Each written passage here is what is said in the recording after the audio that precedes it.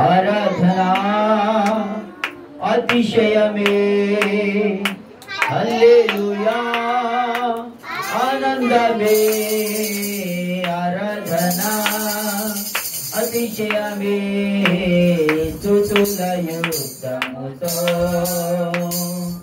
సాతాను సైన్యము కూల్చెదము స్తుతుల యుద్ధముతో సాతాను సైన్యము అందరం గట్టిగా హల్లెలూయా ఆనందమే ఆరాధనా అతిశయమే హల్లెలూయా ఆనందమే ఆరాధనా అతిశయమే స్తుతుల యుద్ధముతో సాతాను సైన్యము కూల్చెదము స్తుతుల యుద్ధముతో సాతాను సైన్యము కూల్చెదము ఇశ్రాయేలీయుల స్తుతుల యుద్ధముతో యెరికో గోడలు కూల్చెను ఇశ్రాయేలీయుల స్తుతుల యుద్ధముతో యెరికో గోడలు కూల్చెను గోడలు కూల్చెను ఆమేన్ యెరికో దాటిపోయెను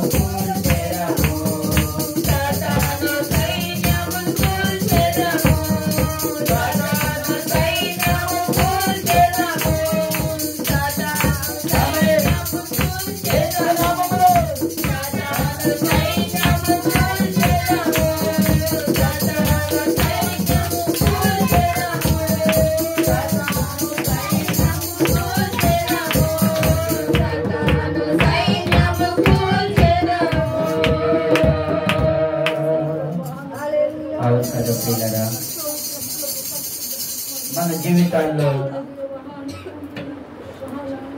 అపజయము జయముగా మారాలి అంటే ప్రభుని ఆరాధించడం ఒక్కటే మార్గం.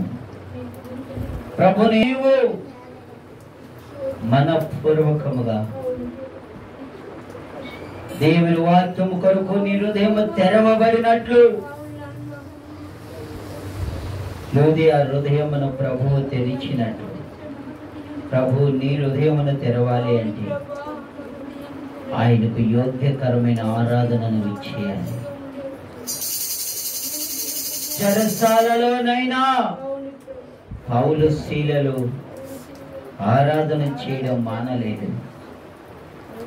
ఎరుకో గోడలు అడ్డు వచ్చిన ఇశ్రాయేలీలు బానిసత్వం నుండి విడుదల పొందిన వారై ఆరాధన చేతనే ఆ అడ్డుగా వచ్చిన గోడలను దాటగలిగారు.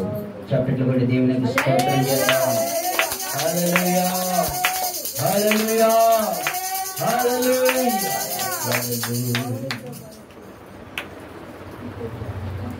యెహోషాపాతు స్తుతుల యుద్ధముతో శత్రు సేనలను ఎదుర్కొనేను. యెహోషాపాతు స్తుతుల యుద్ధముతో శత్రు సేనలను ఎదుర్కొనేను. శత్రువులు చెదరిపోయి యోధులు నెమ్మది పొందిరి. శత్రువులు చెదరిపోయి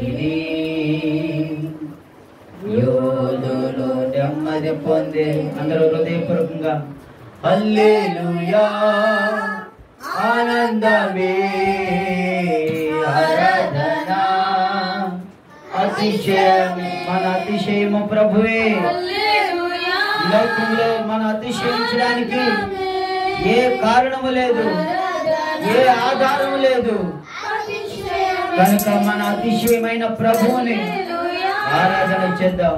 ఆనందమే, ఆరాధన, అతిశయమే. ప్రార్థన చేసుకుందాం. ప్రభు సన్నిధిలో దైవ సేవకురాలు ప్రార్థనలో నడిపిస్తాం.